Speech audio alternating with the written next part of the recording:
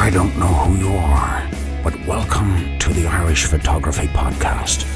Sit back, relax, and listen about cameras, gear, settings, stories, and all things photography.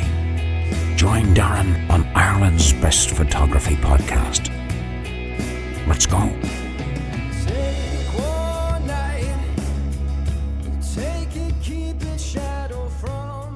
Very welcome to episode 157 of the Irish Photography Podcast. My name is Darren, I'm your host, and I'm joined by somebody who I first met virtually over a year ago, and I'm really excited to have him on the podcast this evening. Welcome to the Irish Photography Podcast, Stanley of The Wicked Hunt. How are you getting on, buddy? Hey, Darren. It's good. Yeah, it's early in the morning here, so I'm still nice and fresh. So I'm excited. I'm excited to be here. Excited to chat with you.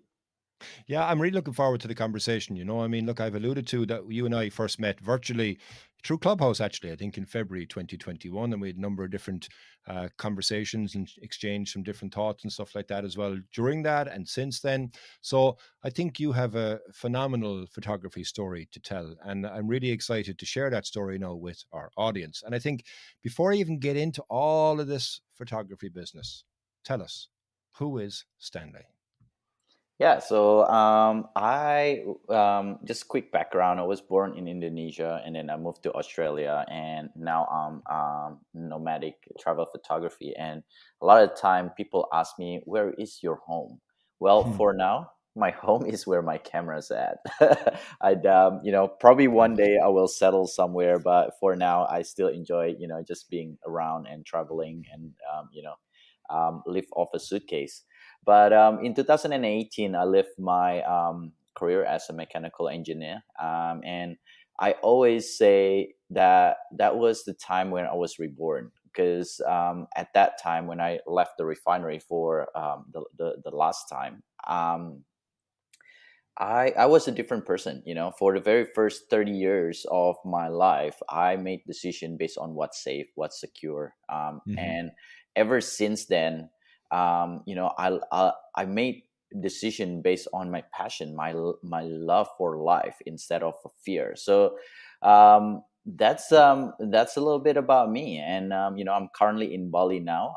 But ever since I left my career, I went to I explored quite extensively in Indonesia, and then I drove around the continent of Australia, and then I Nice. flew to Canada and spent 2.5 years there exploring, the deep freeze cold winter of Canada, and as well as chasing aurora borealis up there. So it's been a fantastic journey, ever since I left Interesting. my career. Yeah, and what a place to call your home at the moment, Bali. I mean, it's nice. It's nice. Yeah, it's And it's not a bad place at all. for sure. And tell me actually, how did you and when did you get started in photography? When did your photography journey start? I mean, photography journey, have started a long time ago, but I've never really care or passionate about it. Right? It was the game changer. The game changer was in 2015. That was a time when I went to my first time to Europe, and it was the Okay. longest holiday that I've ever had. It was 5 weeks. We call it the road to Oktoberfest because we As started you in do. London. Yeah. Yeah, we started in London, and we went down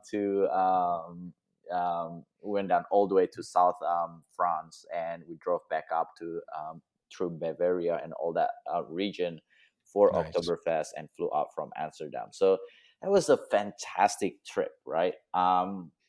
At that time I was like, it's like, oh, maybe I'll start doing blogging or take photos and stuff like that. So I start documenting my trip more mindfully. But when I got home, I was pretty disappointed on what I've managed to capture, because nothing really encompassed how that experience was, right? When I Hmm. first see the Eiffel Tower the first time, or the London Bridge, or there was actually this really cool small town called, I think, Saint Entiente, if I'm not wrong. And we went to this viewpoints overlooking the city, and it was gorgeous. But looking back, through my photos, I was like, I don't think, that's not how I remember it to be. Hmm. So that was the big push of getting better in photography. And actually, the reason why I got into DSLR was because, so at that time I was like, okay, I want to be better. I want to find a better camera. At that moment, I have like a Canon G12, I think, Hmm. which was great, but I want something better. So I was looking at different cameras, the mirrorless, the DSLR, and then I came across this guy, photography, Michael Goh. He used to call his photography Astrophoto Bear, and he Okay. had this beautiful Milky Way, like arching a panorama shot, arching over the sand dunes in Western Australia, where home was, or where home is. And yeah, it was, that was it. Like, I look at that, and ever since that, I still have that image burning. I still have the screenshot of that photo, or Wow. that little post, right?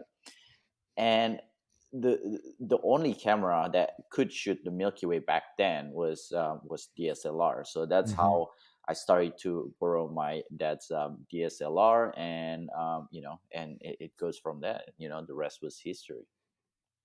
That's a fascinating story because, when you get your hands on something and then you are able to create it for your own point, you kind of accelerate it then even further without you knowing it because you're now bitten by the bug and you're now getting that, oh wow, I can look at this in the back of the camera and such like that.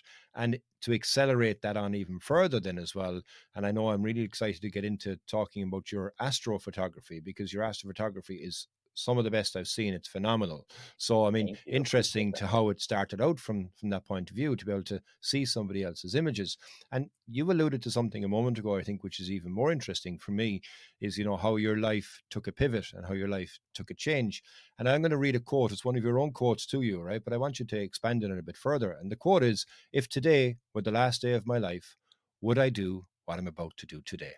Tell us about how this quote has changed your life. Oh man, like just when you say that, I'm getting goosebumps right here. It's it's it's really what changed my life. At that time, I was working as an engineer, and being an engineer was great, right? And I was lucky to work as an engineer that are more hands-on in a refinery instead of, like, stuck in a cubicle. Because Hmm.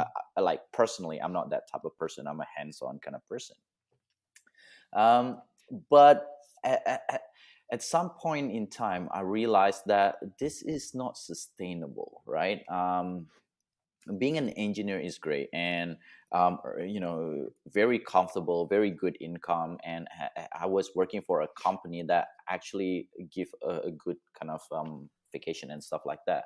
But one thing that really frustrates me was how, when you work for a company, or a business, they will put you into a place where they need you the most to make money, right?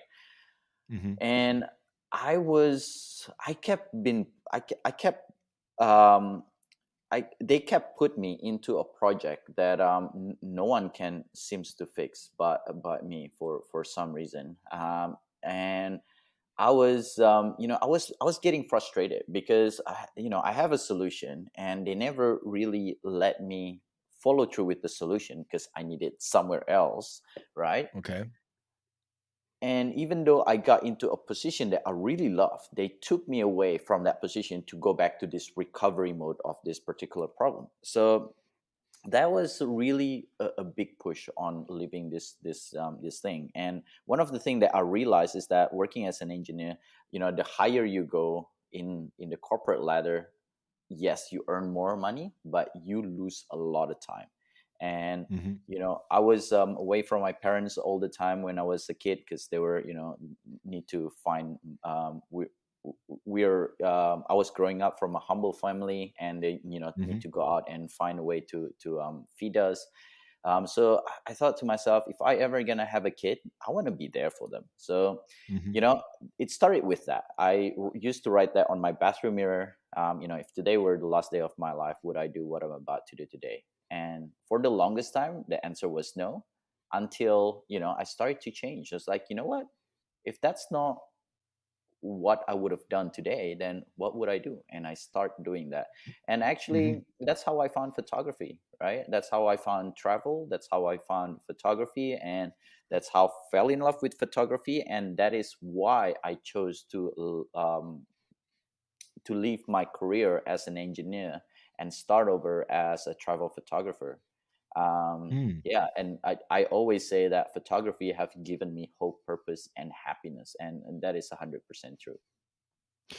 It's fascinating for you to hear that, because I think a lot of people, when they get into photography, they they start out as a kind of a hobby aspect of it, but you've taken it to that little bit extra, but that a lot extra as well, because you've managed to use photography as a catalyst for change and a pathway on your life. And I mean, the path that it's taken you has been absolutely incredible. And you've mentioned a moment ago some of the places that you visited, but you're going there with your camera. So tell the listeners of some of the places that this pathway has taken and places that you've photographed to date.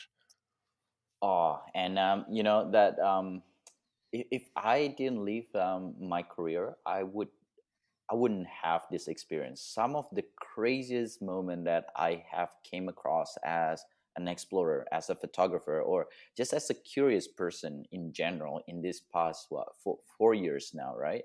It's just been one of the craziest moment that I have ever encountered, and I'm getting goosebumps here again. Um, like there was this one time where I went to during my trip around Australia. I went to this tiny island off the mainland called Tasmania. I'm not sure if you heard of it. I know It's Tasmania, yeah. yeah, it's beautiful. It's it's so much more beautiful than the whole Australia, I'd say, because it's all like concentrated, right? Yeah. Um, but we went for a hike. Long story short, we went for a hike, and I was like, yeah, taking photos, whatever. And then it was like, we came back. It's like, okay, let's go to a campsite. And then what we didn't realize, we didn't do our research properly. What we didn't realize, the campsite that we want to go to was like 10 kilometers trek, and we came back quite late. It was already Wow. dark, and at like 8 o'clock or something like that, and it was gonna be thunderstorm as well, the forecast. I was like, this is not going well.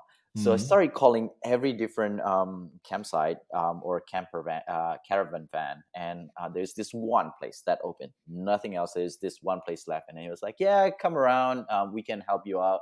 So we drove there. It wasn't that far. It was about 10 minutes, 15 minutes away. We got there, and then it's like, okay, the gate is closed. Give her a call. It's like, okay, so we're here.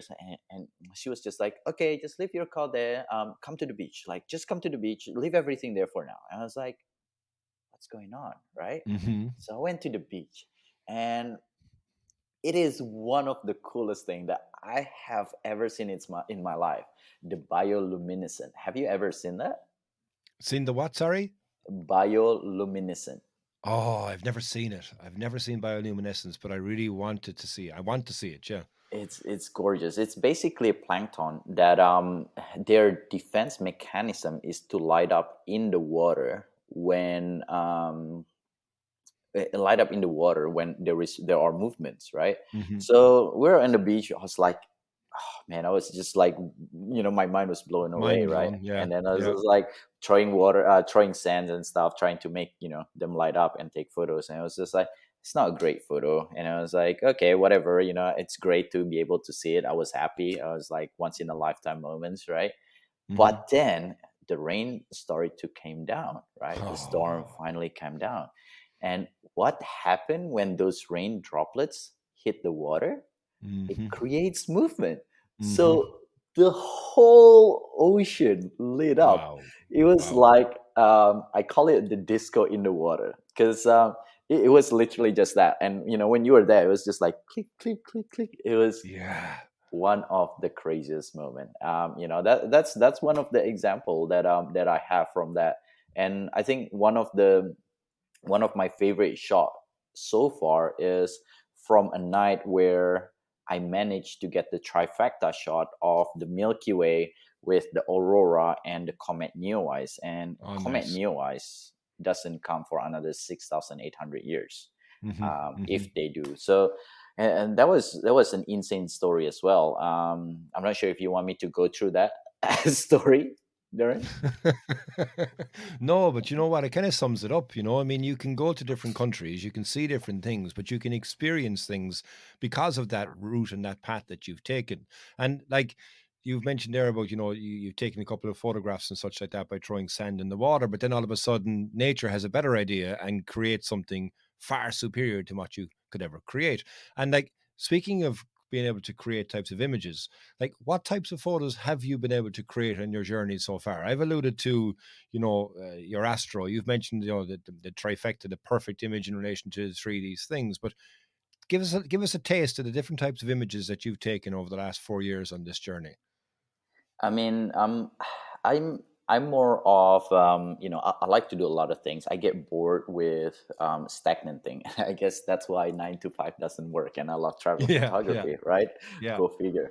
Um, but one of the I my photography have shifted a lot. The journey have shifted a lot. Like most people, we start with emulating, right? And I didn't even understand that concept before. I was just like, in Indonesia, that whole trip in Indonesia was about emulating, and I call it Instagram landscape photography because I would look Hmm. at Instagram. I was like, yeah, I want a photo like that. We go to the place and start to take photo. Yes, sometimes I do have a creative side of it, but Hmm. majority of it was I was trying to emulate, and the one that I didn't emulate was the one that I really passionate about. And then in Australia, so I came to Australia. It was still kind of the emulation, and in 2019, that's when I realized that okay, I need my own voice. I need this. This is like I just didn't enjoy this emulation period. And that was because I was submitting a lot of like my photos into awards, right? I was like, I want to Hmm. get this confirmation that I'm on the right path. And there was like, I don't know, I submit maybe like 30, 40 images. And I got only two back that got awarded. And those two are the one that are truly unique to me. So Okay. that changed my whole mindset. But I guess what I'm trying to say is that throughout the whole journey, it I took photo from landscape, astrophotography, took a lot of aurora shots. I love auroras or Milky Way shots. Hmm. But at the same time, I like to do portraits as well. I like Okay. in Canada, I do. That's how I earn my income was mostly through portrait, as Hmm. well as tours. But I do portraits. I do. I got into fashion at one point. I was Okay. thinking I want to be a fashion photographer. I got to into resort and real estate. That was the first thing that got into my mind when I first came to Bali. I was like, oh yeah, I'll just work with this resort and stuff. So almost everything I have tried. I think the one thing that haven't really tried is food photography. That's the only thing that I haven't tried, and perhaps some other stuff. But yeah, I just love trying these different things. Because I came across this passion of photography by just trying different things. Hmm. Hmm. And I have that same feeling about photography itself. I want to try different things so that I know what I really enjoy. And now I'm kind of at that point of, you know what? I like anything that is basically different, right? Whether it's a popular spot or not, I always look for that unique perspectives. That's Hmm. what I always say in my mission is to find that unique perspectives. And for most case, that's where astrophotography and aurora comes in, because Hmm. not many people like to be out there hiking a mountain that's 1500 meters up, with 12 to 18 kilogram on your back, just to be able to catch this beautiful Milky Way from the top of the mountain. Hmm. Hmm. And the higher the biggest the bigger the struggle, the higher the triumph. And it doesn't matter if I get the shot or not, but it's always feels so fulfilling, and that's what fuel my passion. And that's quite interesting, because if it was easy, then everybody would be doing it and everybody would be doing it, great. I mean, the fact is that the more hard work you put in, as you say, the better the outcome, better the reward. And, you mentioned a moment ago that you're in Bali. So, like, what's Bali like now from a astrophotography point of view? Do you get the clear skies there? Is there areas that you can go and catch Milky Way? Tell me, how's Bali fulfilling that need now for your astrophotography bug? Oh, Bali is a bit difficult. It's very challenging. First of all, the light pollution, which if you go Hmm. kind of further north, it's not as big of a problem, but you never really get a sky that's as pristine as Australia. I have this shot from my trip in Australia where the Milky Way goes a curve around it with the Boab tree, which is like I think it's only in Western Australia, Okay. and it was the most crisp photograph that I've ever taken in with the Milky Way, because that was in the middle of nowhere, and I think there was like a street light of maybe a kilometer, of like a T junction of a kilometer, street lights, and there was like nothing else there, Nice. for kilometers and kilometers, and you get really nice pristine light. Now, even in Canada, even when you go to like the middle of the national park and you go for a hike, right, into the mount top of the summit, you Hmm. still see glow of that city. So Mm. Australia is hands down one of the most pristine night sky that I've ever come across. And here in Indonesia, it becomes trickier, right? Because the population is a lot more dense and compact, especially in Java and in Bali. But the Hmm. biggest trouble here are the clouds. They are so hard to incorporate. And usually, when the timing is good for the Milky Way, the clouds is out, and as Yeah. soon as the full moon is out, the clouds is gone. I'm like, come on. So yeah, it's been frustrating. I have a few nice shots of Milky Way here in Bali, but not as much as I would have had if I were in Canada or in Australia, for sure. Well, we actually have a dark sky reserve here in Ireland as well. It's in Kerry, and it's one of the few, I suppose, globally. But the problem that we have is clouds. So yeah, I mean, you do have no light pollution whatsoever, and you can get some really, really nice, clear skies. But again, yeah, the the the problem with astrophotography in most cases really is either light pollution or clouds, and clouds are something that comes to Ireland quite a lot because from the Atlantic on a regular basis. Yeah, and Stanley, I suppose an interesting thing for me as well, I think, in relation to your philosophy and your way in relation to photography is that you've a mission, and it's to help people with their photography, but also in life with your own great mindset. Tell us a bit more about that. Yeah, look, I think it goes back a lot to my journey in life, right? It took me 30 years to figure out that there are more to life. And this the 4 years that I've been doing travel photography, I felt more alive than the first 30 years, right? Wow. It's been the hardest, and it's been the most fulfilling and the happiest moment of my life, right? Hands down. And I think people should experience that. People, I know that everyone's different. I know that some people are like that security of 9 to 5, and that's okay, right? I'll never say that you have to quit your job and go travel across the world, which Hmm. exactly what I did. But I think it's important to have a passion. Back when I was an engineer, that was the one thing that I did not have was a purpose. I Hmm. was waking up in the morning. I came back home. I do whatever. I go back the next morning, do the same exact thing, and then the weekend comes. I would get smash and get drunk and Hmm. party, and all this uh, artificial happiness that you look for, but it's not really sustainable, right? Hmm. Hmm. So I think it's important to find a passion that could fuel your life, that give you a purpose in life, right? Whether you want to do it as a hobby, as a side hustle, or as a full time, it's really up to you. But get out of that mundane routine, get out of that comfort zone, because there are more to life than what is in your comfort zone. And I think it doesn't matter what are your comfort level, what are your security level. You should experience that for yourself and figure it out for yourself. If you don't like it, you can always go back, right? Hmm. But Hmm. Hmm. it might just be the one thing that changed your life forever. Very interesting. And I think it's something that a lot of people think about, but very rarely act on, and the grass is always greener on the other side, but you don't know how green it's going to be until you set foot on it. And it's not going to be something that, as you say, you can always go back. It depends on the stage that people are within their life. And I think it's a very good mindset to have, I mean, it's try things, see how you go.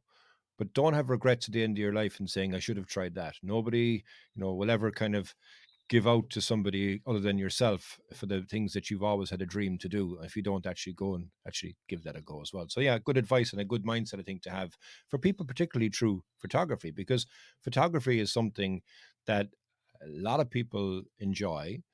A lot of people, they start off, as you say, as a kind of a hobbyist or a side hustle or whatever it may be. But, you know, if they're on the deathbed and they're in their 80s or 90s and kind of going, you know what, I should have done that, then, yeah, I mean, what's the worst that could happen? It doesn't work out, you always go back, or it does work out and you go on a different path, just like you. So, yeah, very good advice. Very good advice. I've one question for you actually before I go to my first break in it. And it's something that has come to the photography world in the last 12 months. And I know that you have a lot to say, I suppose, in relation to it. It's NFTs. And NFTs is something, it's kind of polarized the photography world. Some people love it, some people hate it. But what's your viewpoints in relation to NFTs? So it's really interesting about NFT, right? It is a new technology. It's very exciting, and there are a lot of controversial opinion about it. Whether it's a scam, whether it's gonna be there for a long run, whether it's good for the environment, and it's really funny that when you kind of see things from the outside, it's really hard to judge of what it is. I remember when I first looking at NFT just from the outside, it was like, oh yeah, it's a way to make money, right? You put your mint your NFT, your photo as an NFT, and you get to sell it. One of the things that I really like about NFT is the fact that you can get verified as the artist, and the fact that that will always stay with that artwork forever to come, right? And it's kind of a way to leave a legacy. Hmm. With the prints and stuff like that, things deteriorate, get burned, dusty, whatever it may be. It's gone away, and even if it stays, people might not know who took those photos. But with NFT, you get verified as a creator that this is the person that creates it. So that is one of the biggest thing that really attract me to the NFT, is that the fact that you can authenticate yourself as a creator. I mean, let's face it, if you're a photographer, if you're a photographer or content creator, we are sick of people stealing our photos, copying, Hmm. pasting it, and use it for their needs without credits going back to us, right? Hmm. Um, I mean, it's just very frustrating. So when this technology kind of appears, that's one of the thing that really intrigued me. Yes, at the same time, you could earn money from it, and that's the other thing that most people are attracted to it. A Hmm. lot of people came into the NFT for to be able to make a living, to earn money, and Hmm. a lot of people came to the NFT as a quick cash grab, and that's where it becomes dangerous, right? Um, I mean, when you think about it, it's the same like Instagram or social media. If you're in it just for the likes, then it's probably not going to be sustainable. You're probably not going to be there for a longer term, because you're going to burn out. You're going to hate yourself because you might not get the approval that everyone else have. And let's face it, we can never make everyone happy. Hmm. Um, But yeah, NFT is a bit similar to that, right? I think it is a tool. It is an exciting tool for the future. There are so many different application that you can do um, as an NFT into to bridge the real life, as well as to to create this new future for the artist and the creative world. Um, I mean, I don't think we have the time to kind of go through each of the objections in this podcast. But Hmm. one advice that I would say is immerse yourself in it, then give it a judgment for yourself instead of, sitting on the sideline and judging it by its cover. I think one thing that I realized in this journey, ever since I do a travel photography, especially when I immerse myself in a place, you learn about the culture, you learn about the ins and outs and the things that are good, the things that are bad, right? But from the outside, it's easy to judge, but you don't know the whole story until you are there. And I think it's exactly the same thing with NFT. It's NFT community is actually one of the best community that I have come across in photography world. Um, it is very supportive, and yes, there are some part where it's not perfect as well, where there might be a scam. There are a lot of anxiety because people having that expectation, right? And we call it FOMO. But at the end of the day, that's with everything else. That's with Instagram. That's with the internet. There are a lot of scams. There are a lot of expectations. So it's not like NFT is a tool, and it's not about the tool. It's about how you utilize the tool to push your goal further. And for me, I ever since I got into NFT, when I first started, I didn't have the right mindset. But once I immersed myself in there, I used the NFT as a way to continue my mission, to share my photography, to be able to reach more people.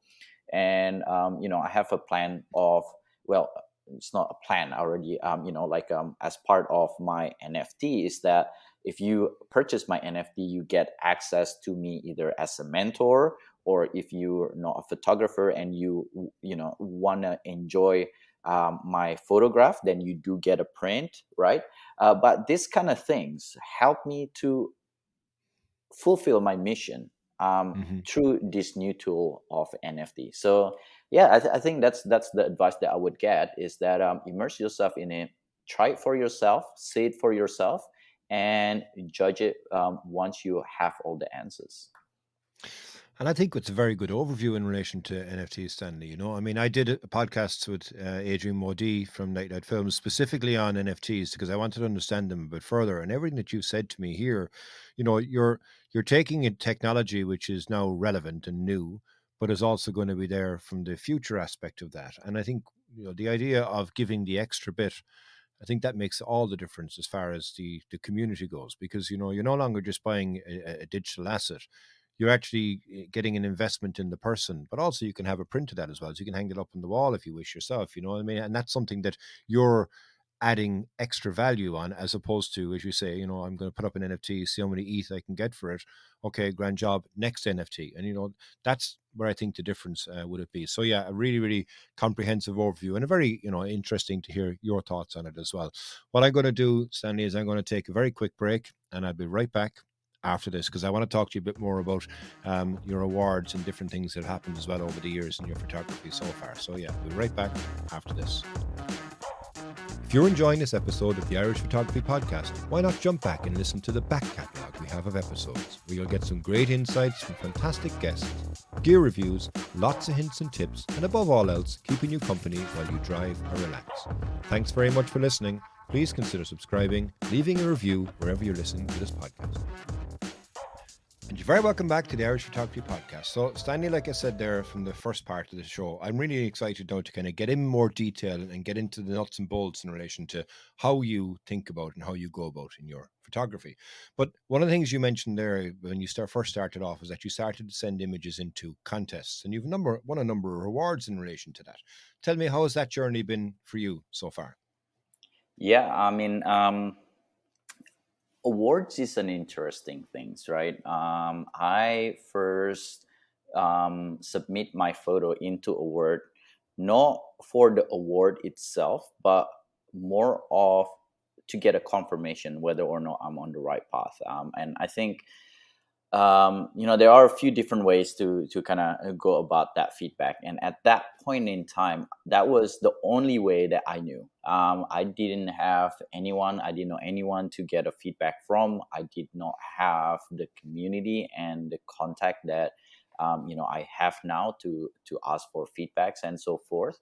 Hmm. I didn't know anyone that taught photography back then, actually. Okay. So, that was my only way to know whether I'm on the right path or not.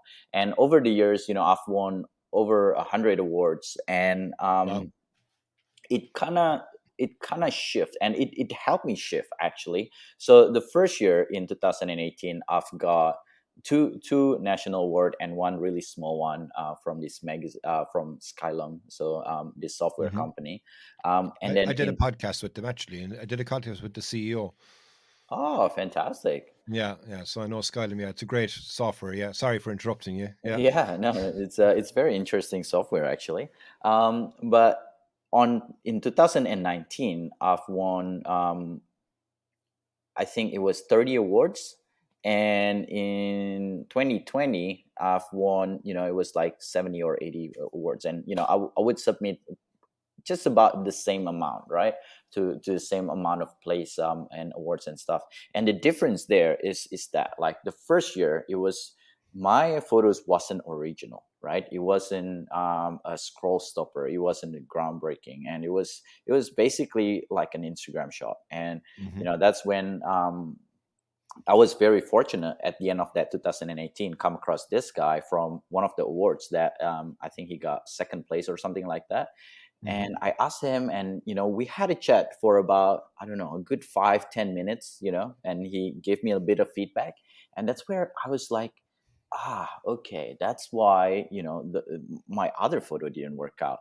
So from 2018, that's when I realized how important composition is, how Hmm. important what I call your vision as a photographer, right? The way you see the world and the way you present the world and the way you tell that story to your audience.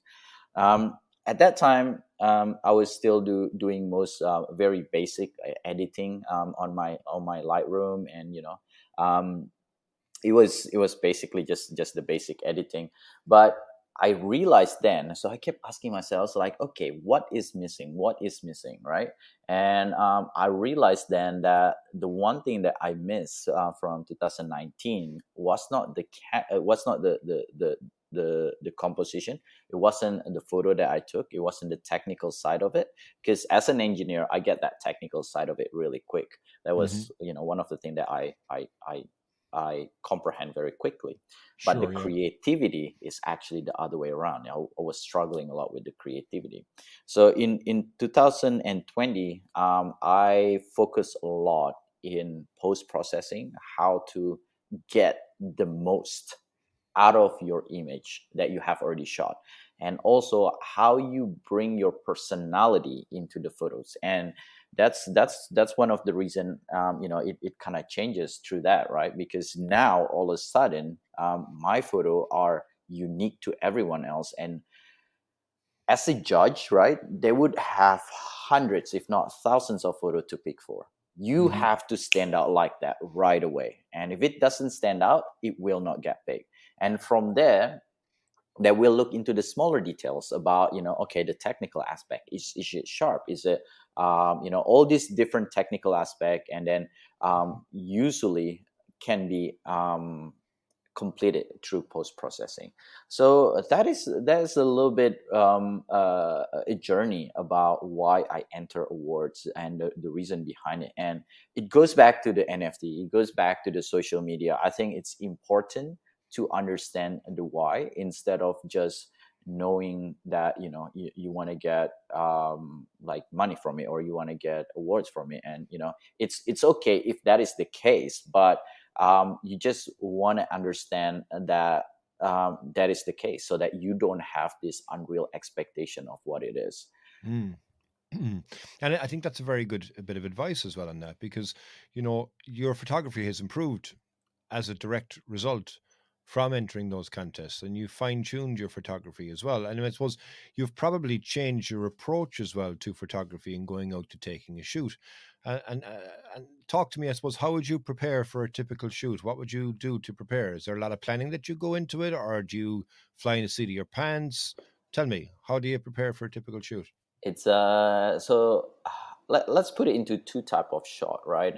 Two type of photo trips. I think the first one is a well planned shot, or for example, the time where I was in Canadian Rockies and have a really small window to capture comet neowise, and I have this vision of mine of I want to be able to capture the Canadian Rockies feel with the mountains around it, and I know I want to find a lake, because at night you don't get much light, so then the lake kind of give you that dynamic instead of just Hmm. a black thing on the Yeah. foreground. Yeah. um, when that kind of stuff happen, especially with the Milky Way, as you mentioned earlier, you kind of need to have a better planning, understanding where it's gonna face, whether the Milky Way gonna line up, all the foreground and the lights, and whether you're gonna do light painting.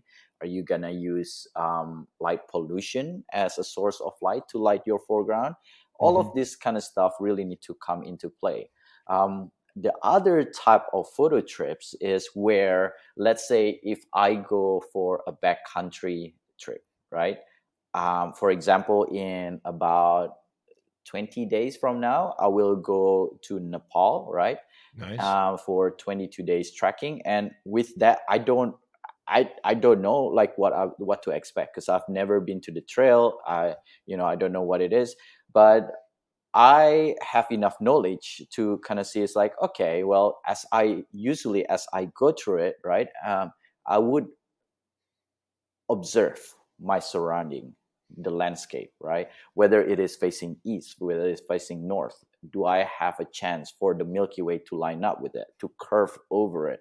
Um, where this where does it face? Where the mountain face? Is it facing east or west? And that Hmm. will give me an indication of should I shoot this during sunset or sunrise and so forth, right?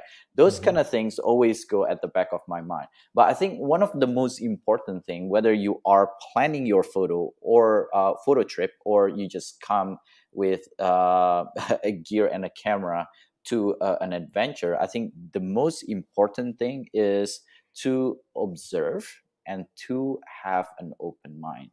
Um, you know, it's in real life, nothing always come as we expect it, and I Hmm. think it's important to adapt and to be able to change your approach. And if you have this fixated vision of what you want to capture from one scenery or one photo trip, you will miss all the other beautiful things around it Hmm. Hmm. when it presents itself, right? Hmm. So I Hmm. think that is and I have experienced this firsthand, right? When I go to Eiffel Tower, for example, I was there to shoot Eiffel Tower, and I took a whole bunch of Eiffel Tower, even though it wasn't great. But looking through other people photos, other people posts, I was like, I didn't notice that. It's like, where was Hmm. that? It was like Hmm. I could see the Eiffel Tower there, but where was this thing that looks really interesting? And that is the danger of having that tunnel vision and having that expectation. It's good to have an expectation, it's good to have a vision, but you need to have an open mind. And Mm. it's one of the reason why I call my journey the Wicked Hunt. It's a way for me to tell my mind and my headspace that, you know what, regardless what you're gonna get, regardless what it is, whether or not you get what you want as you vision it, at the end of the day, it's the journey that matters. It's the hunt that makes it all rewarding. Hmm. So yeah, that's what I would say to that. And it's interesting, to have an open mind and be open for change. And, you could plan everything you want, but like, again, if you're planning everything and it doesn't go that way, then you could be pissed off and you go, okay, geez, I thought I was going to get this and it's not going to work out. And you go home with a bad mindset. And I think like that's something I want to touch on next. I mean, I've kind of already mentioned it in relation to your life journey, but like how tell me a bit more about your mindset and how that is important, not only from a photography point of view, but overall in life and helping people from that point of view. I mean, do you try and manage your own expectation from a shoot first and foremost, or if you're going out with a group of people, you influencing their mindset is very, very important as well, because you could always have somebody who's a Debbie Downer, oh, it's never, they're expecting it to be the best, even though it's 95% good. I mean, how important is mindset in photography? I think, mindset is very important in everything in life, whether it's photography, whether your happiness, whether your future, whether your business, whatever it is in life. I think that is the biggest thing that you have to guard down, right? And I Hmm. think, I came to my lowest point since I left my career and pursued this full time back in January. And I realized then that something had to change. I was, going down the wrong way, right, in terms of Hmm. my happiness, my fulfillment, and stuff like that. So I seek for help, and that is, I think, it's really important to surround yourself with people who already been there and who be able to get out of it, right? Hmm. But to answer your question, I think at the end of the day, it's we don't always get what we want, but we will always get what we need, right? Someone should call a song after that. It is such an important thing to have that mindset, to have that you have everything you need right now, and everything else that you want in life will come to you. If Hmm. not now, then so, at a point in a future time. But one thing that you need to remember is that you need to believe that you can get there, and you need to trust the process. You need to enjoy the journey and go through with the journey.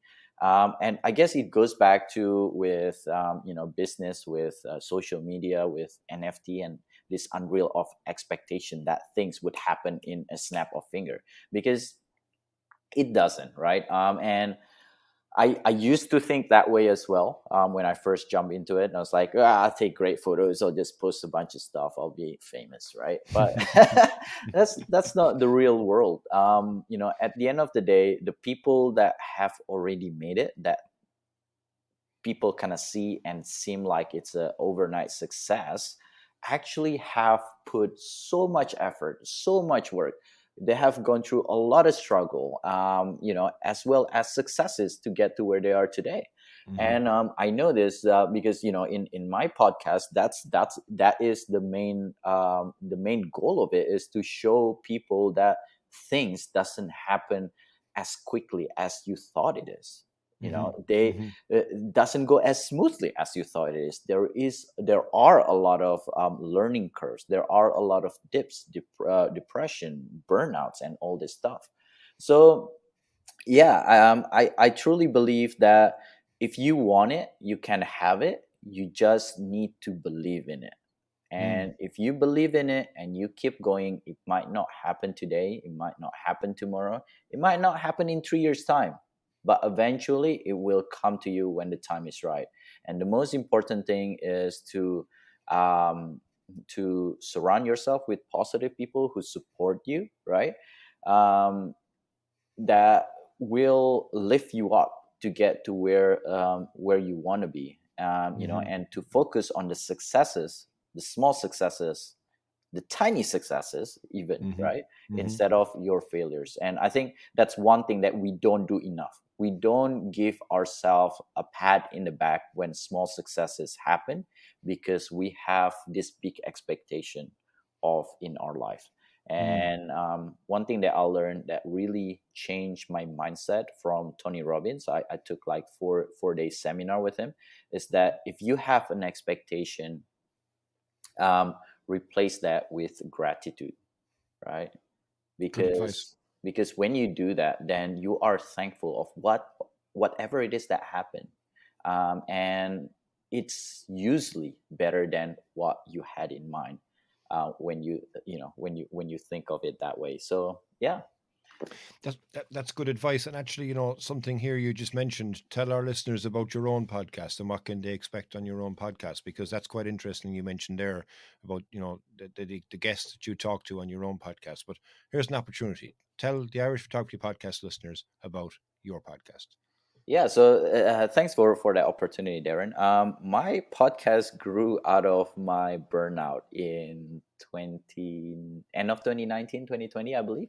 And I was just like, I was at a point where, again, I have this expectation that by then I have, everything figured out, when, we're probably never going to figure everything out, right? Hmm. Hmm. But then I started to think about, you know what? I, uh, I, I love to hear people's journey, right?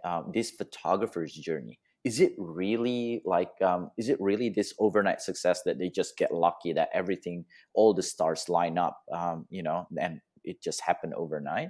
Or do they go through, all this journey that are long and winded, and, throw you curveball and all this stuff? And I've talked to many respected photographers in the field, like Mats Peter Iverson, Felix Inden, Paul Ziska, one of my mentor and idol. Um, who else? Like Ryan Dyer, right?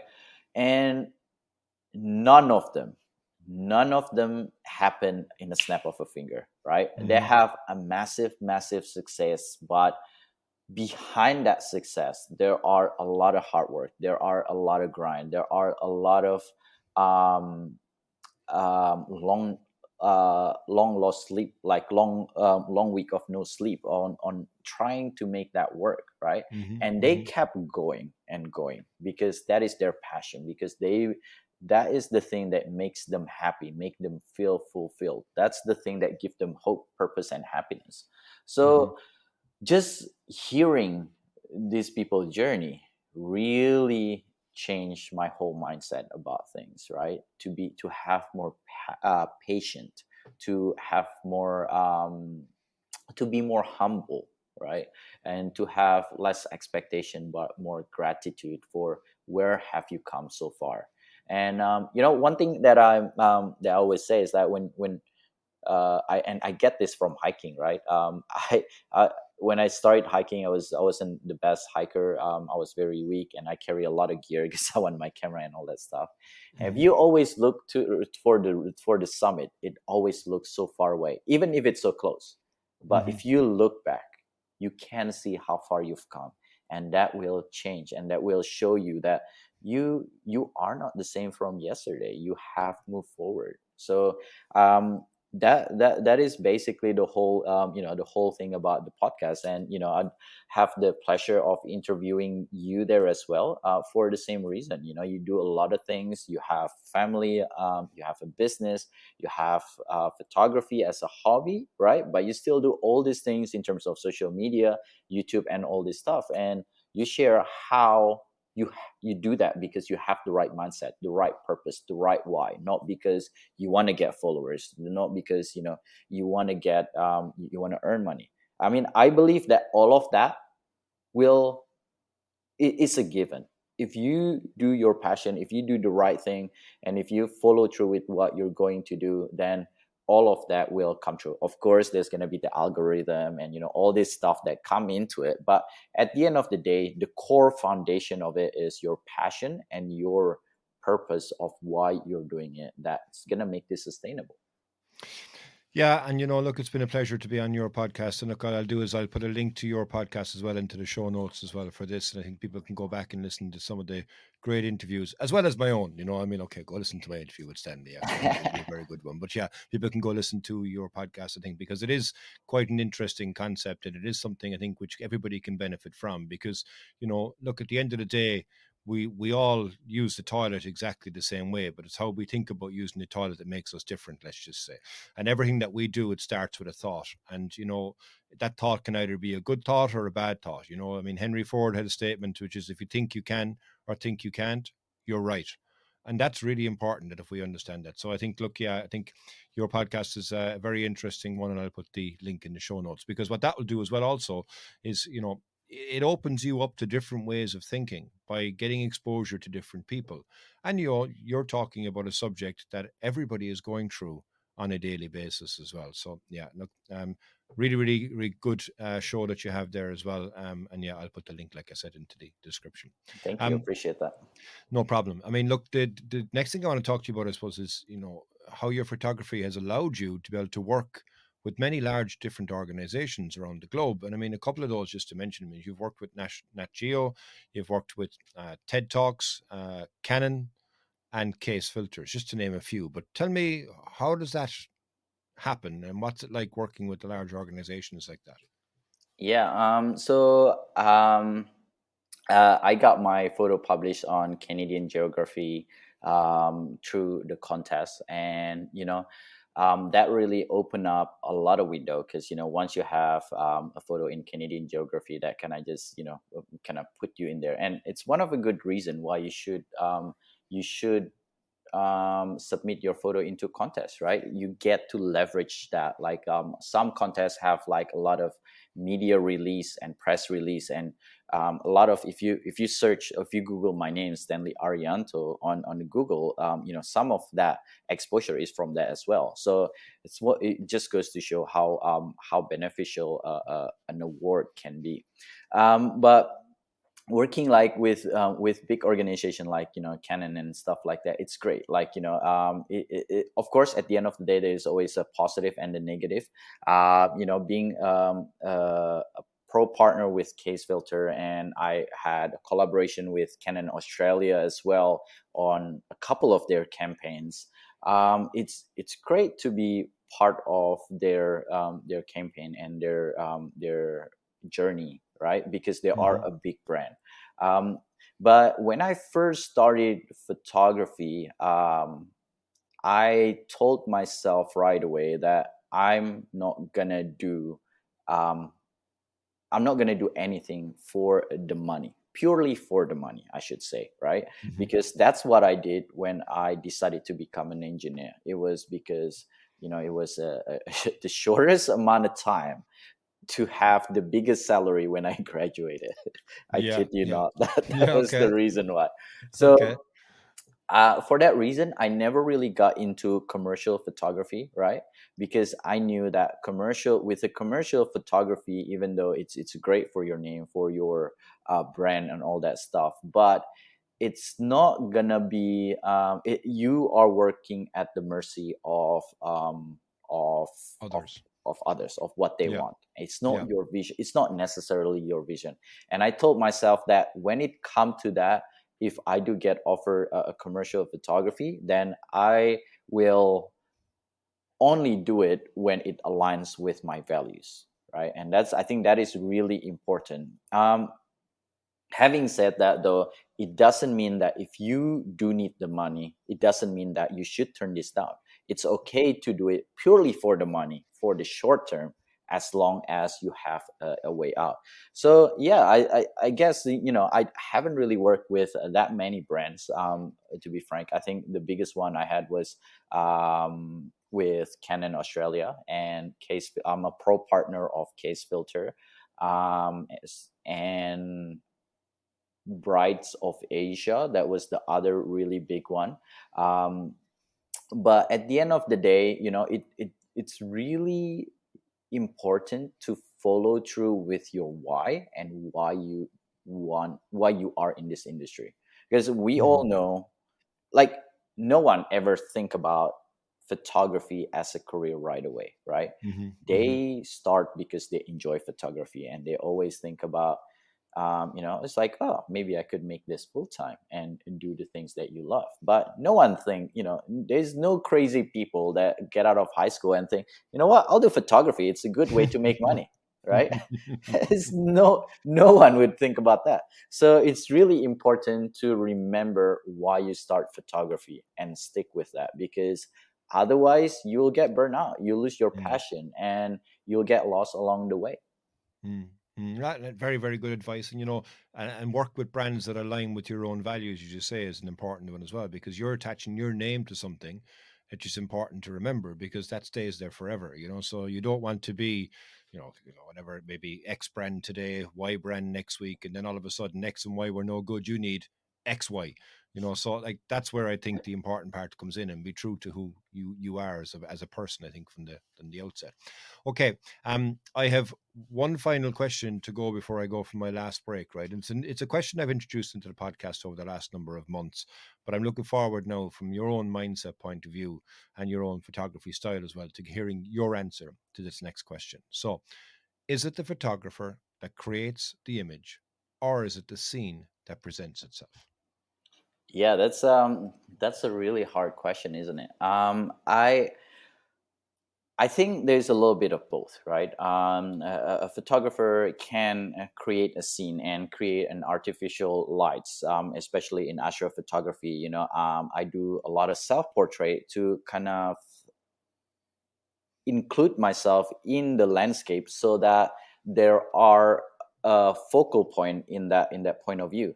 But I Mm-hmm. think at the end of the day, when it comes to landscape photography, when it comes to nature photography, the biggest asset that you have is your eyes and your vision and your perspectives. um, that is how you can find unique perspective from even the most popular place, right?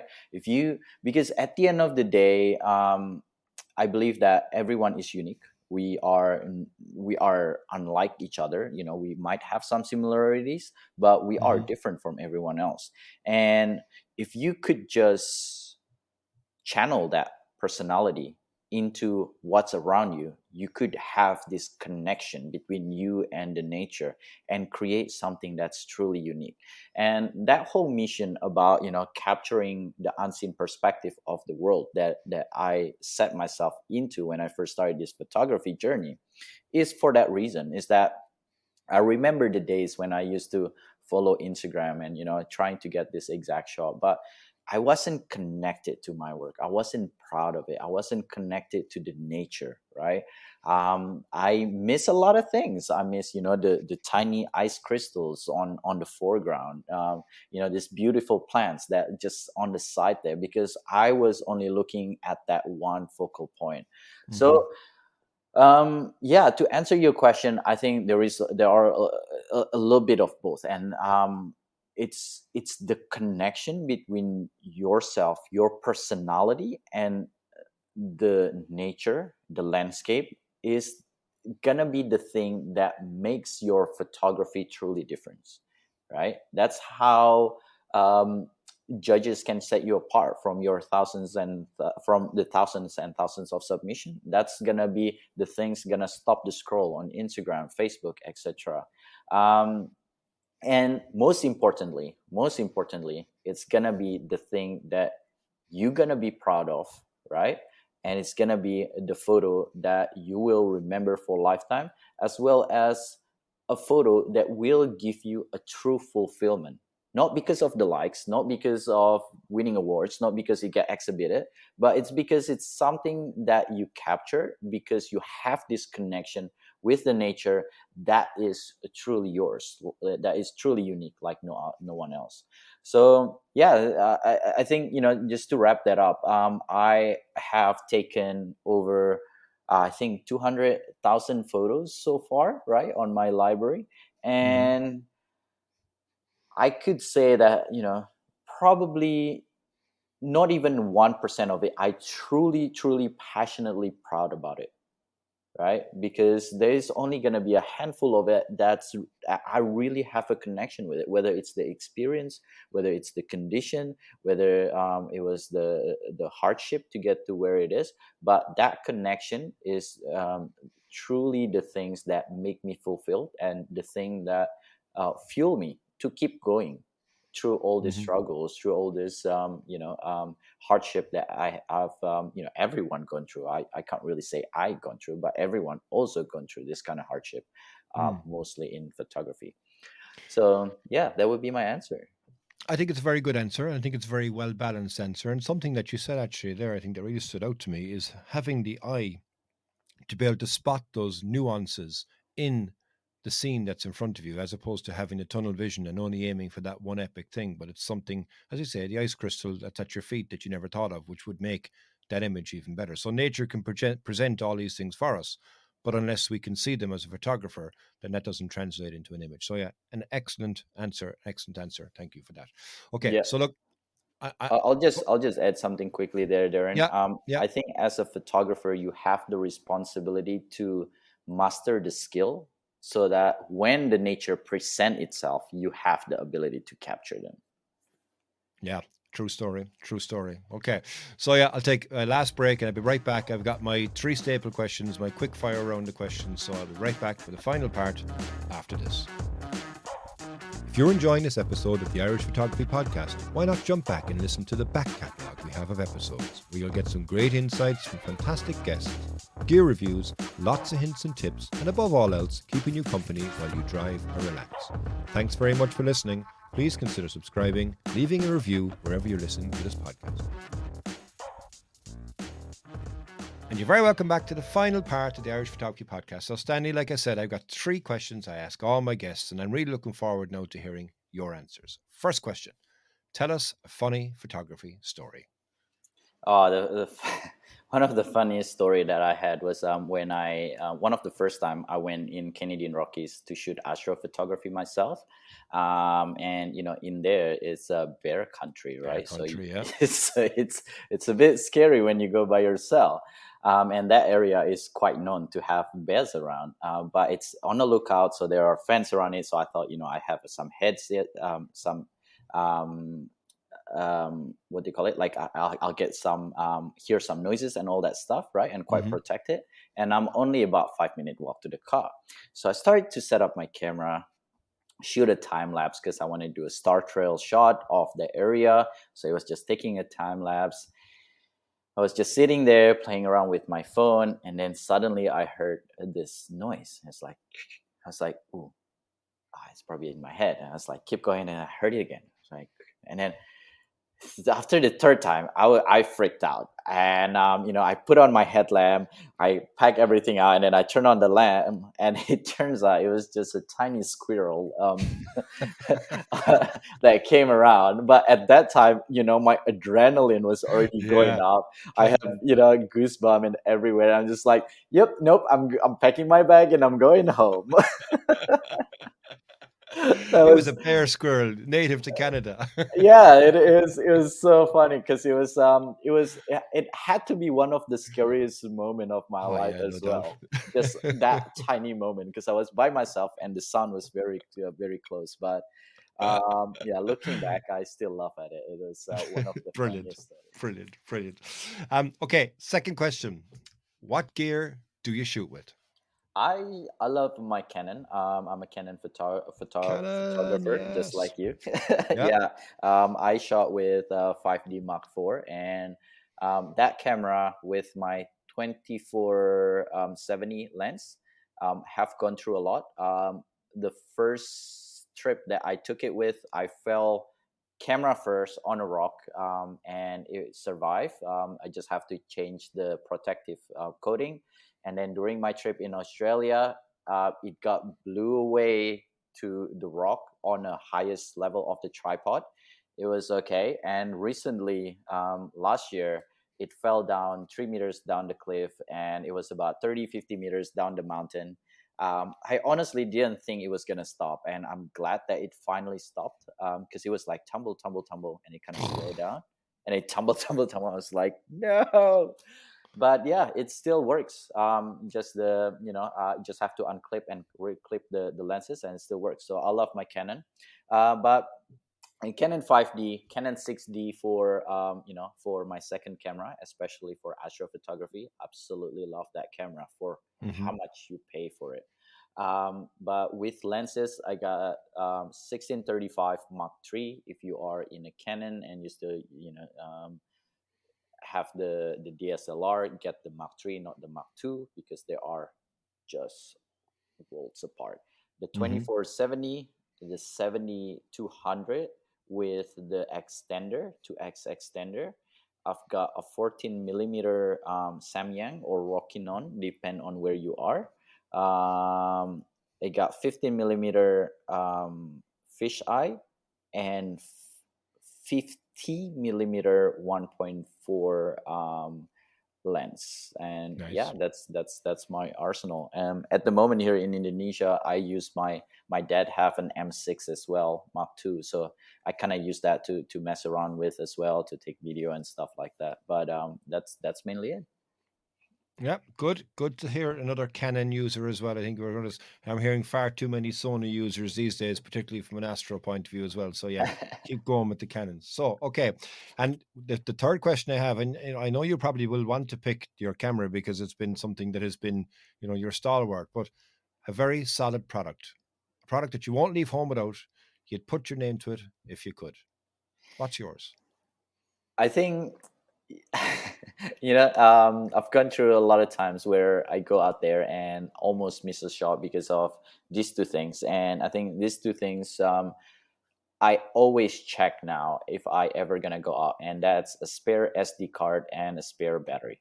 It's um it's a lifesaver. I I I don't remember how many times it had saved me just because I thought I have an SD card in my camera, or Hmm. I thought I have a full charge on my battery. So if Hmm. there's anything that I would make sure that I have, of course, apart from the camera and the lenses, it would be the extra battery and an SD card.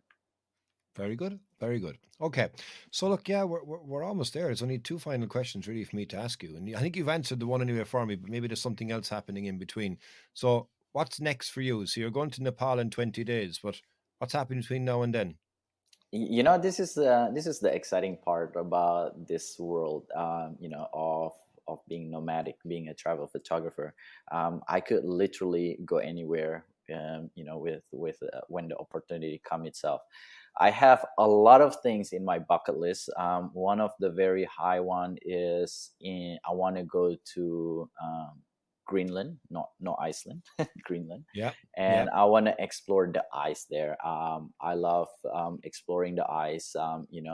But one thing that it's a challenge for me is to find somebody to go with me, because I want to have a partner that we can explore with and look after each other, especially in the glacier and so forth. So Hmm. Hmm. yeah, one of the bucket lists that I have is to be able to learn mountaineering and all these skills so that I could explore this place. I'm hoping that I could go back to Canadian Rockies at some point, for aurora chasing, as well as for backcountry skiing. But apart from that, there are a lot of places here in Indonesia that I still want to explore. The places that are less visited, less known. I think Hmm. those places are deserve to be told. The story deserve to be told. The people there, the landscapes, it's just incredible, and people always go to the same place, right? So it is one of my ambition in my life to be able to do that.